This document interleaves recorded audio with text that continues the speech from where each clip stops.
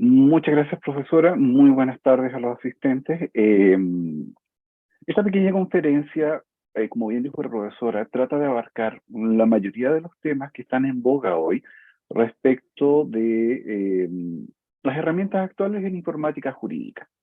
Pero hay un pequeño detalle que uno no puede, como buen abogado, y sobre todo buen abogado de esta casa de estudios, no puede dejar de tener presente que es la parte histórica, de dónde viene, de dónde nace esto de la informática jurídica. Pues bien, vamos a hacer, antes de entrar de lleno con los temas que vamos a ver, vamos a hacer un pequeño repaso para saber de dónde viene este asunto de la informática. ¿Ya? Y reitero, como buenos abogados tenemos que hacer una gran distinción, sobre todo en el área.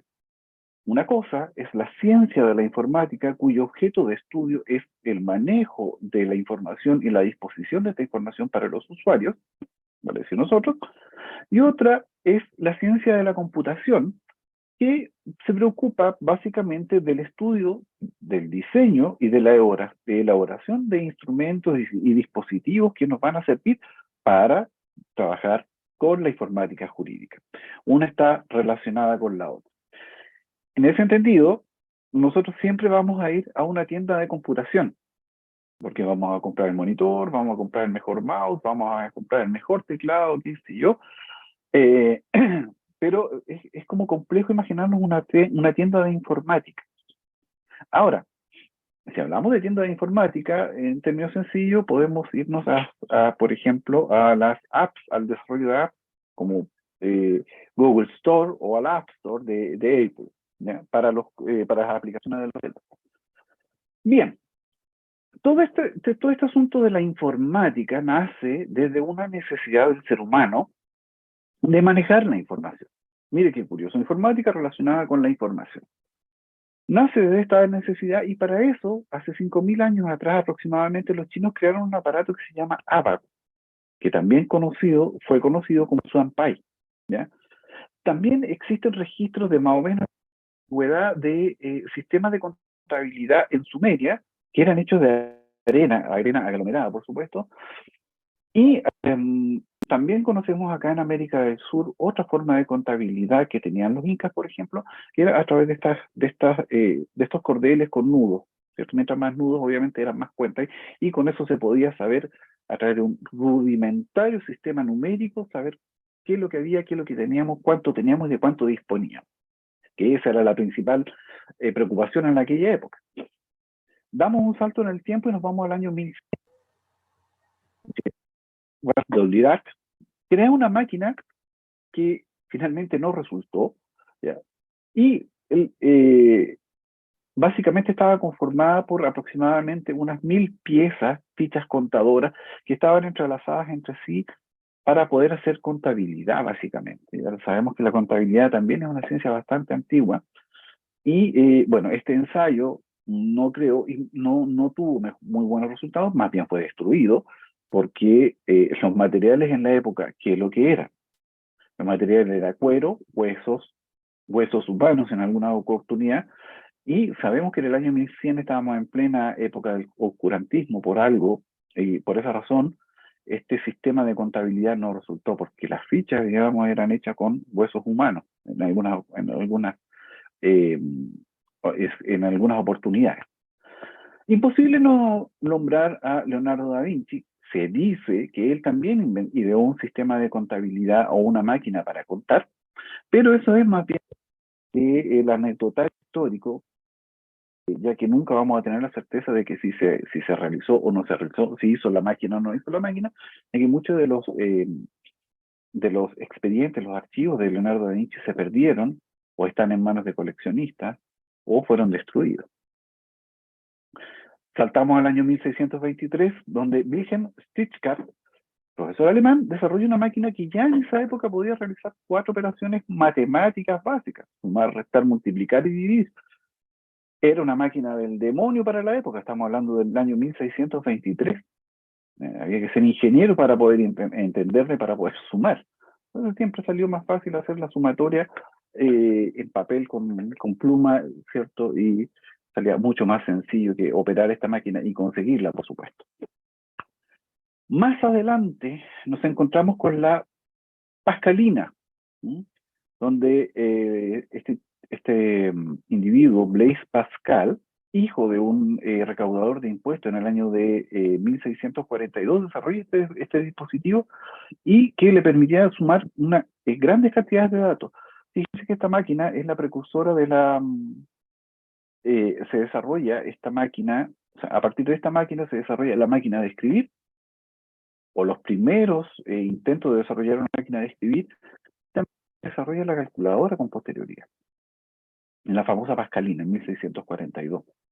Podía contabilizar hasta 6 dígitos, ¿ya? Por tanto, podíamos llegar hasta 999.999 en la sumatoria, ¿ya? Hasta ahí, esa era nuestra limitación en aquella época. Sin perjuicio de aquello, en el año 1642 fue un gran avance.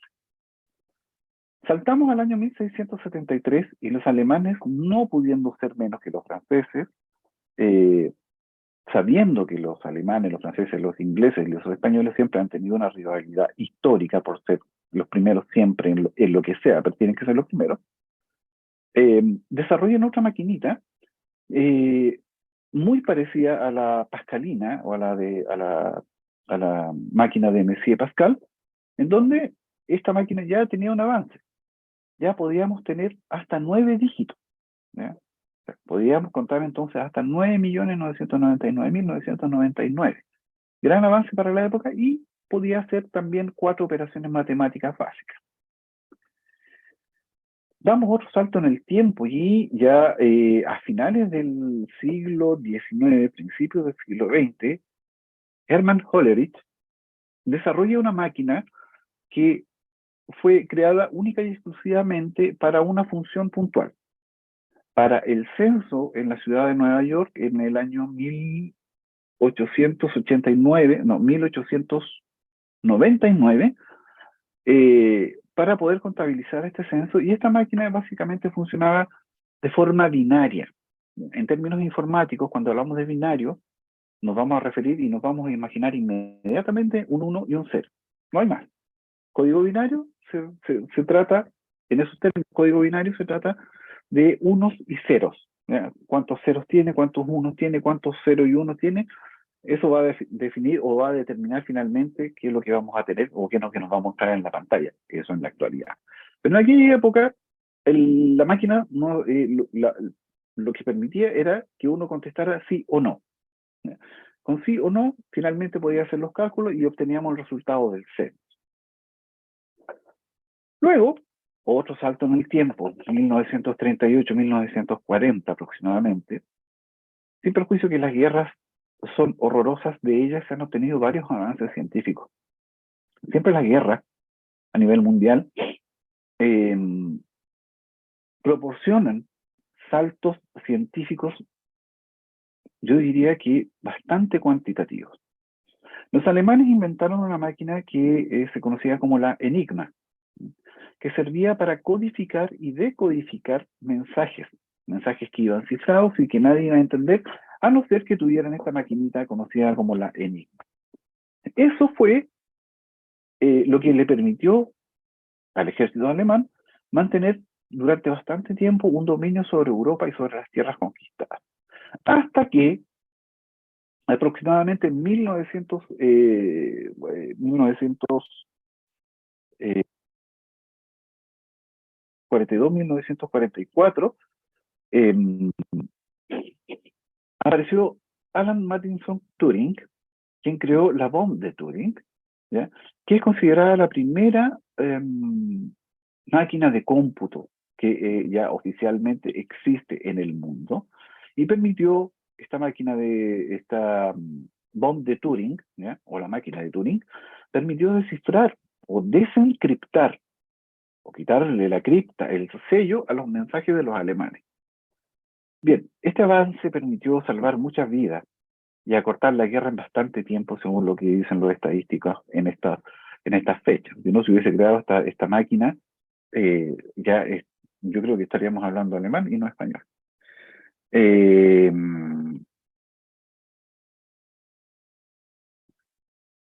Ocurre entonces que a partir de la máquina de Von de Turing se crea la primera computadora. en el mundo que se conoce como ENIAC, ¿ya? Electronic Numerical Integrator and Computer, ¿ya? Y que comienza su funcionamiento en 1946. Esta máquina funcionaba con alrededor de 17.368 tubos de vacío. No sé si alguien conoce esos televisores antiguos, los televisores que estaban en la casa de la abuelita, esos televisores que en invierno funcionaban como estufa. ¿Ya? Eh, de esos mismos tubos que utilizaban esos televisores, esta máquina necesitaba 17.368 tubos, 7.200 diodos de cristal, 70.000 resistencias, y esto ocupaba 170 metros cuadrados. Para hacernos una imagen de lo que significa estos 170 metros cuadrados, tenemos que, por lo menos, el óvalo central del Estadio Nacional. Ese espacio ocupaba la computadora en aquel entonces, espacio que ahora utilizamos nosotros y lo podemos tener en la palma de nuestra mano con los teléfonos inteligentes. Bien, eso básicamente es una visión histórica para que tengamos presente de dónde nace esta cuestión de la informática. Pero, para variar, la humanidad le gusta complejizarlo todo y en la actualidad tenemos muchos términos que probablemente estemos perdidos. Y para aquello, la intención es que vamos clarificando de qué se tratan estas terminologías que ahora, en esto, por cuestión de tiempo, no podemos abarcar mucho. Hay muchos términos que uno tiene que aprender o tiene que tenerlos presentes. Y vamos a comenzar primero. ¿Qué significa virtual? Según el diccionario de la Real Academia Española, dice que el virtual deriva del latín medieval virtualis, y del latín virtus, que es un poder, facultad, o es una fuerza. ¿Ya? Como primer adjetivo, dice que tiene la virtud para producir un efecto, aunque no lo produce de presente frecuentemente en oposición al afectivo real. Es un ficticio, pero produce efectos igual. Otro adjetivo es que es algo implícito o tácito. Otro adjetivo es que tiene existencia aparente y no real, ¿ya? Y respecto de la ciencia de la informática, dice que está ubicado o que tiene lugar en línea, generalmente a través de Internet, tienda, campus, curso, encuentro virtual, etcétera, etcétera. ¿Qué les quiero decir con esto? Que tenemos que tener siempre presente qué significa lo virtual, la virtualidad, esta cuasi presencialidad. Y en definitiva es eso, una cuasi presencialidad. Por ejemplo, en el tiempo de pandemia tuvimos las clases virtuales, ¿ya? Ocurría que dejábamos prendido el computador, cerrábamos la cámara, ¿cierto? Nos íbamos a servir nuestro cafecito, nos poníamos a jugar con el gato, aseo, cocinábamos, cualquier medio de procrastinación. Pero finalmente la virtualidad que ocurría o que producían estas clases, producían que finalmente usted iba a recibir una calificación igual. Se encuadra entonces en este término de virtualidad que tenemos que tener presente para ver lo que viene más adelante. Si bien no estábamos presentes en el aula, la idea es que cuando usted tenga clases virtuales o cuando tenga una audiencia virtual, se va a entender que los efectos son lo mismo. Son los mismos efectos que si usted estuviera presencial. Y en ese sentido, a una audiencia virtual vamos a tener que ir con nuestra mejor, de la mejor forma presentada o con la mejor presentación que podamos. De corbata los hombres, las mujeres sobriamente maquilladas, ¿cierto? Tal cual como si fuéramos al tribunal. Ahora, la virtualidad en algún momento se va a acabar para las audiencias y para aquellos alumnos que están presentes y que les toque hacer su práctica, les comunico desde ya que van a tener que ir a las audiencias de forma presencial. Ahora bien, ¿qué otro término tenemos que dominar? Hay un término que se llama derecho digital. ¿Ya? Que uno habla de derecho digital y empieza a elucubrar qué es lo que será el derecho digital, qué es lo que puede ser el derecho digital. No, si el derecho digital dice relación con la oficina judicial virtual, que no, que dice relación con las normas que establece, que regulan, no. Derecho digital, mis estimados, es aquella rama del derecho que se encarga de estudio de las nuevas relaciones jurídicas que han tenido que surgir para velar el buen uso de las tecnologías digitales en la sociedad. Tanto es así que el proyecto de nueva constitución establece derechos humanos digitales. Se preguntarán cuáles son estos derechos humanos digitales. Por ejemplo, el derecho a un acceso a Internet, el derecho a la privacidad de Internet, el derecho a expresarnos, claro, dentro de ciertos márgenes, libremente en Internet, ¿ya? Eh, y toda una serie de derechos humanos que se van a asimilar o que se van a establecer o a instaurar en en este mundo digital y que se pretende que tengan rango constitucional, lo que a mí me parece de toda lógica. Si tenemos los derechos humanos y estos derechos humanos se replican en el mundo virtual, ¿cierto? En el Internet, en los computadores, en las aplicaciones, etcétera, etcétera, eh, es lógico y obvio, y natural y obvio, que esto esté regulado a nivel constitucional. ¿Ya? Que no puedan, por ejemplo, decirme qué decir o qué no decir en Internet. ¿Ya? Claro, hay material que yo puedo publicar y hay material que no puedo publicar porque eso puede afectar a otra persona y recordemos que nuestros derechos tienen límites y ¿cuál es el principal límite? El derecho de la otra persona. Es bastante interesante la ciencia del derecho digital como rama del derecho, atendido al hecho de que todo nuestro sistema jurídico y también judicial se tiene que adaptar en un momento eh, a este mundo virtual. Eso ocurre el 18 de diciembre de 2015 con la entrada en vigencia de la Ley 20.886, también conocida como Ley General de Tramitación Electrónica, y que produjo varios efectos en su momento, como que los abogados antiguos, los abogados viejos, eh, dejémoslo como abogados de mayor experiencia, tuvieron que retirarse por no conocer estos sistemas informáticos, ni cuáles son sus fundamentos, ni cuáles son sus funcionalidades. No manejarse con un computador. En la actualidad tenemos que sobrepasar la brecha del analfabetismo digital, otro gran tema que en su momento se opuso a la reforma, a esta reforma, por lo menos en el ámbito jurídico y judicial. Otro término que tenemos que estudiar o tenemos que conocer, por lo menos a través de esta charla, es el derecho informático. Bajo este título de derecho informático se agrupan los distintos ámbitos de la ciencia jurídica que se han visto impactados por la irrupción de las tecnologías de la información y la comunicación. En términos sencillos, chiquillos, estimados concurrentes, derecho informático dice relación con esta ciencia auxiliar también del derecho, en general, en términos generales, porque va a ser aplicado a todas las ramas del derecho, que nos va a servir para obtener mayor información o va a tener un mejor manejo de la información jurídica y judicial. Y otro término, que básicamente esto hace una especie de triángulo, ¿cierto? Donde tenemos el derecho digital como norma importante o como principal rama, y de estas dos apéndices, el derecho informático y la informática jurídica, esta última, que es la más importante, a mi juicio, es una rama auxiliar, se considera como rama auxiliar del derecho que surge debido al creciente avance de las nuevas tecnologías.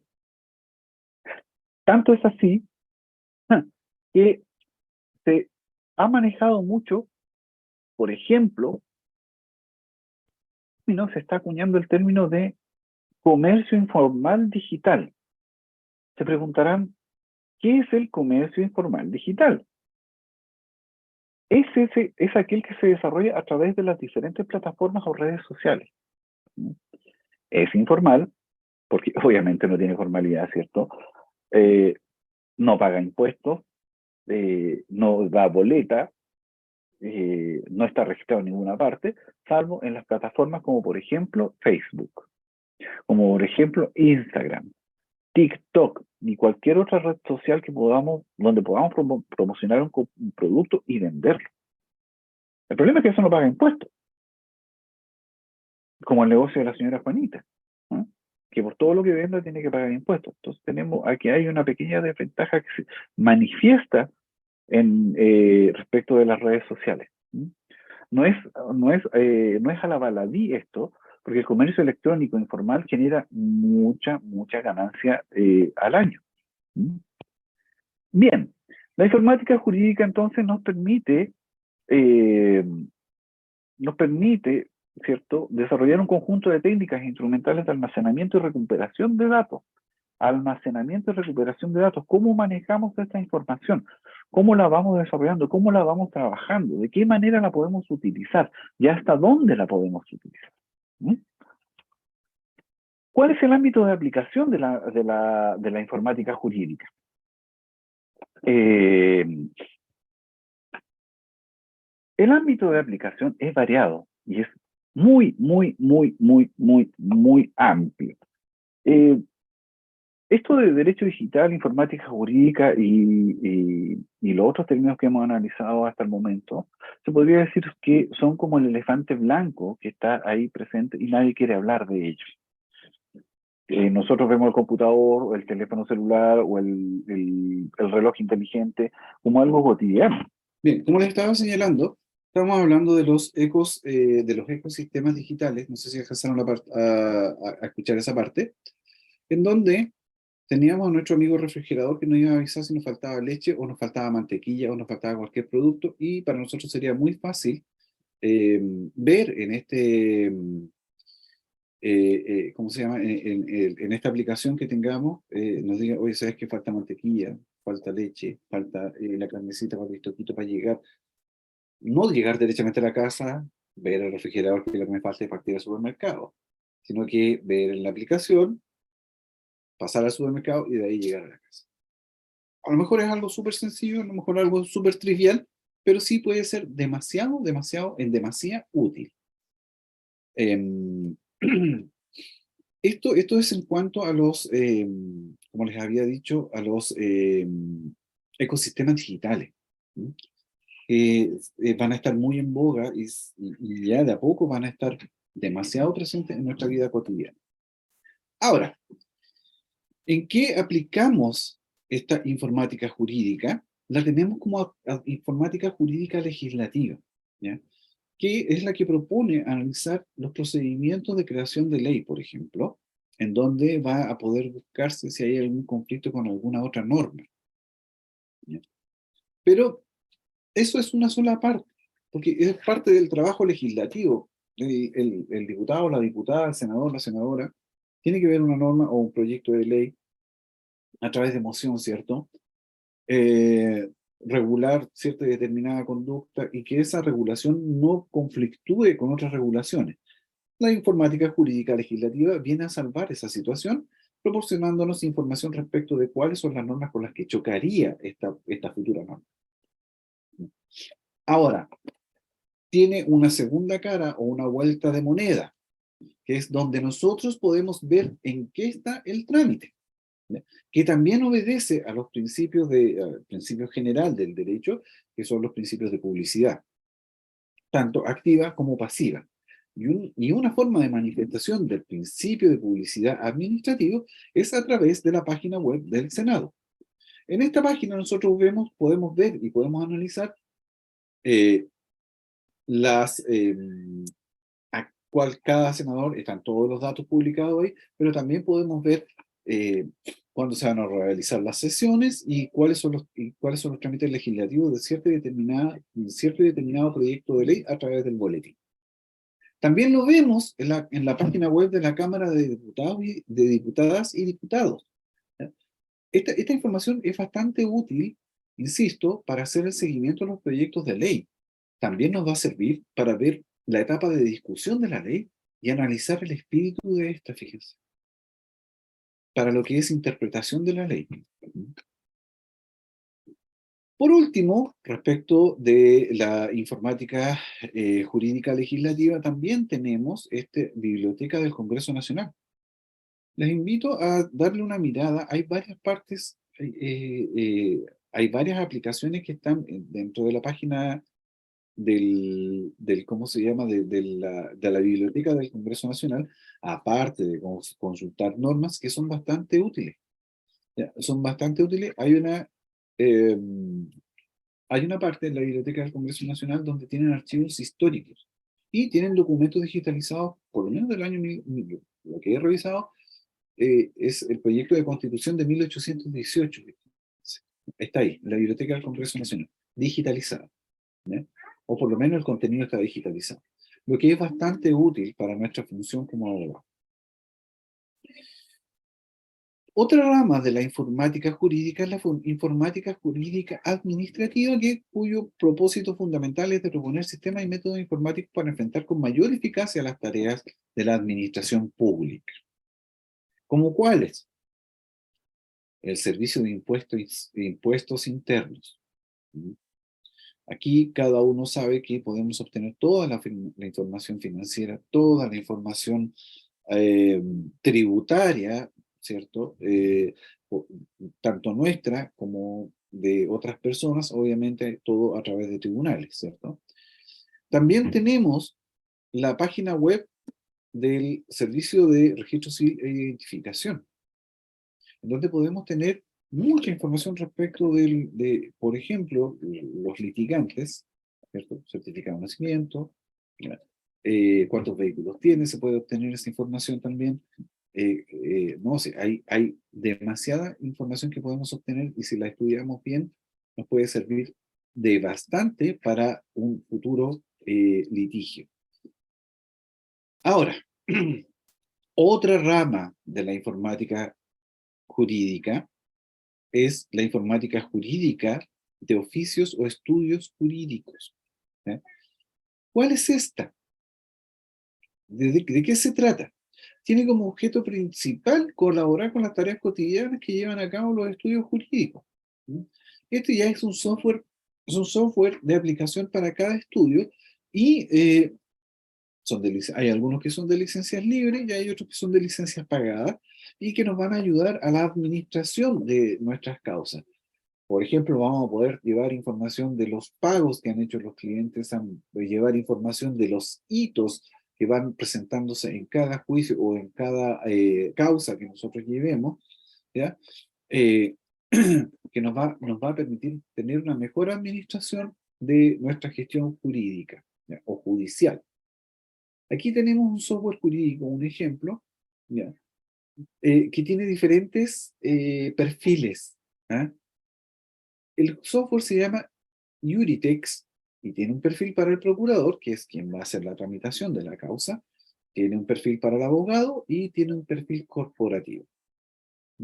Mayores detalles, la verdad es que es complejo poder analizar mayores detalles de un software de este tipo porque todos tienen diferente interfaz gráfica, pero lo que sí les puedo asegurar es que cada software de estos va a tener un diferente perfil.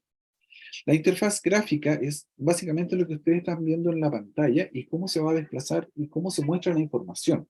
Esa es la interfaz básica en términos informáticos, ¿ya? Y en términos informáticos, ¿qué significa el perfil? Porque va a ser un término o una palabra que vamos a utilizar bastante en adelante. El perfil significa qué es lo que puede hacer y qué es lo que no puede hacer y hasta dónde puede meterse usted como usuario. Otro software de aplicación para los estudios jurídicos, ya es más, yo me atrevería a decir que mucho más oneroso, ¿ya? Es un software que vende Thomson Reuters, que es el Haiku, ¿no? Que también nos permite administrar las causas que nosotros llevamos también en un estudio jurídico. ¿Podríamos contratarlos personalmente? Sí, podríamos hacerlo, pero la verdad es que yo me aseguraría que es demasiado oneroso para que nosotros como particulares, como abogados particulares, podamos contratarlo o podamos comprarlo. ¿Mm? Tal vez una planilla Excel bien desarrollada, bien hecha, nos podría permitir tener un manejo bastante acabado de nuestras causas. Otro software es el Time Billings, ¿ya? Que permite también, este es muy particular porque calcula básicamente cuántas horas yo invierto en el trabajo en una cierta y determinada causa, lo que me va a permitir a posterior hacer los cobros de los honorarios respectivos. ¿Mm? Eso va a depender del estilo de trabajo que tenga usted, ¿no? Y del cobro, cómo realiza el cobro de honorarios. Todo un tema, ¿no? Es todo un tema, es un gran tema el cobro de honorarios. Porque tenemos que ver cómo vamos a capitalizar nuestro conocimiento. ¿Mm? También tenemos otra rama de la informática jurídica, que es la informática jurídica registral, que es aquella utilizada para el tratamiento electrónico de la información presente en los registros públicos, como el conservador de bienes raíces, o los conservadores de bienes raíces, o los archiveros judiciales. En este momento estamos viendo lo que es el conservador de bienes raíces de Santiago, que tiene un sistema bastante amigable y bastante asequible, ¿ya?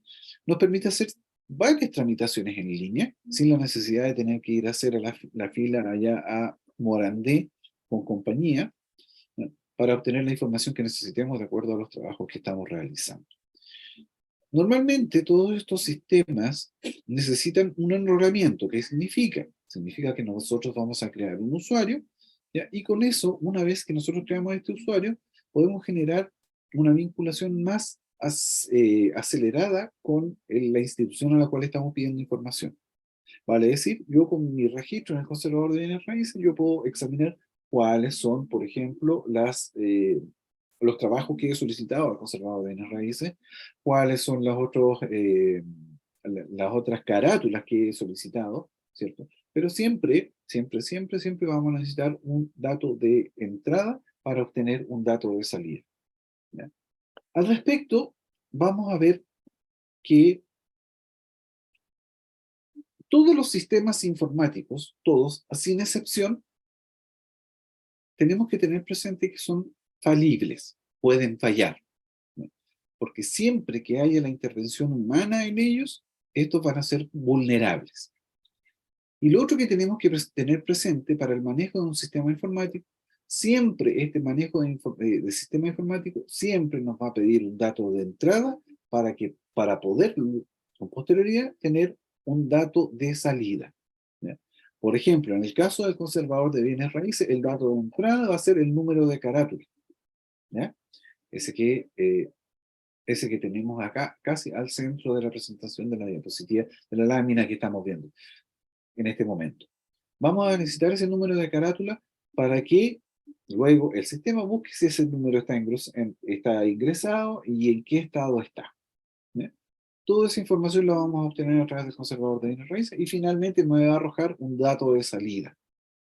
Siempre sistema informático y en teoría de sistemas siempre vamos a tener una entrada y siempre vamos a tener una salida, ¿ya?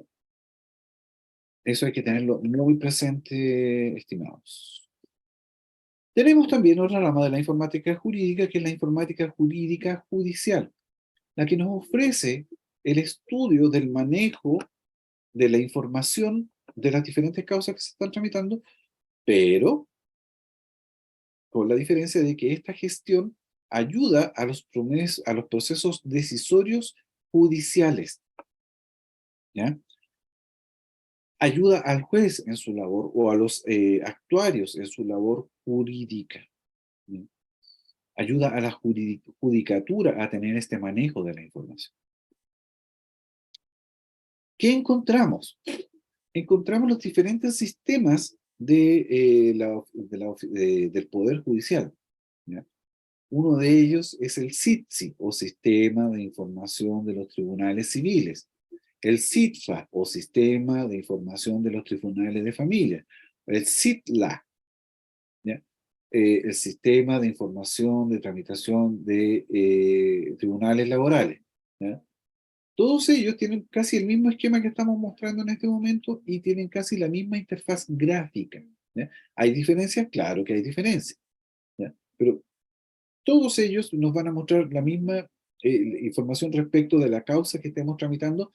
Ahora, esto que estamos viendo en este momento es al otro lado del mesón.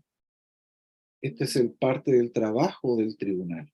Es parte del trabajo del actuario o del funcionario del tribunal. Esto nosotros no lo vamos a ver nunca, ¿ya? lo vamos a ver única y exclusivamente si es que fuéramos a emplearnos como funcionarios de tribunales. ¿Ya? Así que esta parte solamente es para su conocimiento, para que ustedes le vean y vean qué es lo que tiene el funcionario del tribunal cuando usted le hace alguna consulta, llega al mesón y le hace alguna consulta por alguna causa. La oficina judicial virtual. Esta interfase gráfica cambió y siempre va a cambiar porque obedece a un principio establecido en la Ley 20.086, que es el principio de actualización que obliga a la corporación administrativa del Poder Judicial a mantener los sistemas actualizados. ¿En qué sentido los obliga a mantenerlos actualizados?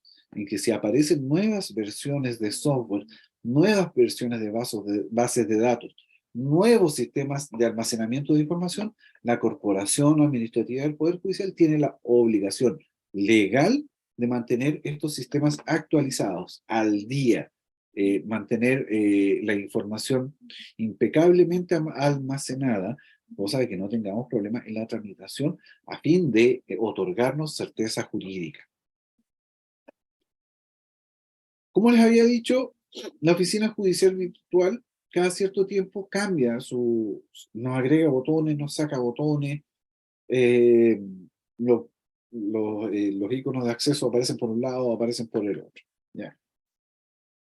Lo que estamos viendo en este momento básicamente es el acceso a la oficina judicial virtual, lo que nos permite hacer diferentes actuaciones en ella, ¿ya? En donde claramente nosotros ya sabemos que esta es la forma de tramitar ahora en la actualidad, ¿no? A partir del 2018. Bien, cuando uno ingresa a la oficina judicial virtual, se encuentra con diferentes funciones, como por ejemplo mis causas, donde yo puedo ver las causas que estoy tramitando a nombre mío como abogado, por supuesto.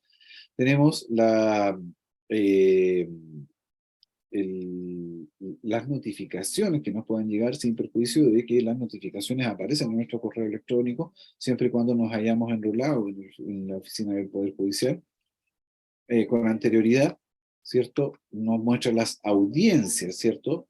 Eh, Perdón, sí, claro, bien digo, claro, bien digo, las audiencias, que me veo muy bien aquí, estoy medio corto de vista, perdón, vamos a verlo bien. Sí, bien dije, mis audiencias y el estado diario, ¿cierto? Es fundamental el estado diario, que sabemos que el estado diario es la regla general para las notificaciones de las causas. Y aquí, este yo le llamo como, le llamo judicard. ¿Ya? En esto uno puede cargar dinero, ¿ya? Para el caso eventual de que tengamos que recusar o suspender, ¿ya? La recusación y la suspensión tienen un costo, y ese costo se tiene que pagar. ¿Y cómo lo podemos pagar? A través de la oficina judicial virtual. También tenemos la sección de remates, en donde las causas que nosotros podamos ver, o también si queremos ver algún remate, lo podemos ver en esta opción. Existe también la casilla de trámite fácil, que es un servicio para los no abogados, que trata de ¿cómo se llama?, de emular la función de un abogado, pero no en su totalidad. Para ciertos y determinados trámites, como por ejemplo en familia, para la solicitud de liquidación del crédito, que es lo que nosotros conocemos, ¿cierto? Para que se pueda hacer efectivo los apercibimientos a aquel padre o madre que no quiera pagar la pensión de alimentación. La guía de atención al público es una función muy poco utilizada. Uno puede solicitar hora con el ministro a través de esta guía de atención al público, o puede obtener información de los tribunales también. El ingreso de demandas y escritos nos va a arrojar a otro módulo, cuando lo seleccionemos, nos va a arrojar a otro módulo en el cual vamos a poder hacer el ingreso de las demandas y el ingreso de los escritos tal cual lo dice aquí en la descripción, ¿ya? Y también de los recursos, por supuesto, ¿ya? La consulta unificada nos permite, con el dato del número de rol y año y el tribunal poder ir y consultar el estado de esa causa. La consulta de escritos independientes se tiene que realizar sí o sí con el certificado de envío, porque ese me arroja el número para yo poder revisar en qué situación está el escrito, eh, si está siendo procesado o no está siendo procesado por el funcionario. La consulta de audiencia va a funcionar básicamente con aquellos que tengan audiencias presentes ya programadas, también la puede consultar ahí. La consulta general sobre estado diario de tribunales. Eh, Aquí tenemos la agenda de los tribunales, de ciertos determinados integrantes de tribunales, ¿cierto? En donde podemos solicitar una audiencia con ellos. También puede haber existe el módulo de consulta ciudadana y otras funciones más que han sido agregadas con el tiempo, ¿ya? Esto no es lo único que existe ahora en la actualidad. Y se van a seguir agregando funciones, atendido a esta obligación legal que tiene la Corporación Administrativa del Poder Judicial. Les voy a hablar un poquito del sistema de asistencia judicial también, que es otro sistema que es parte de la Administración de Justicia y que es el que el que ustedes van a utilizar cuando vayan a hacer la práctica, o en otros términos, los que ya hicieron su práctica lo conocen muy bien y que proporcionó muchos dolores de cabeza. Aquí, y para poder acceder al sistema de asistencia judicial, es la Corporación Administrativa del Poder Judicial la que les da, eh, les otorga un nombre de usuario y una contraseña. Nos proporciona diferente información, sobre todo para los alumnos que van a hacer la práctica próximamente, ¿cierto? Ahí vemos una cantidad de información que nos puede arrojar este sistema, ¿ya? Próximamente nosotros como universidad vamos a hacer un taller de manejo del sistema de asistencia judicial para que ustedes estén preparados al momento de hacer la práctica profesional. Porque créanme que la corporación les va a decir, usted sabe y con esto se maneja y se tiene que manejar. Bien, ha sido todo por hoy, muchachos. Les agradezco la asistencia y les agradezco haberme escuchado en esta pequeña conferencia, que espero que hagamos muchas más y que se vayan repitiendo en el tiempo.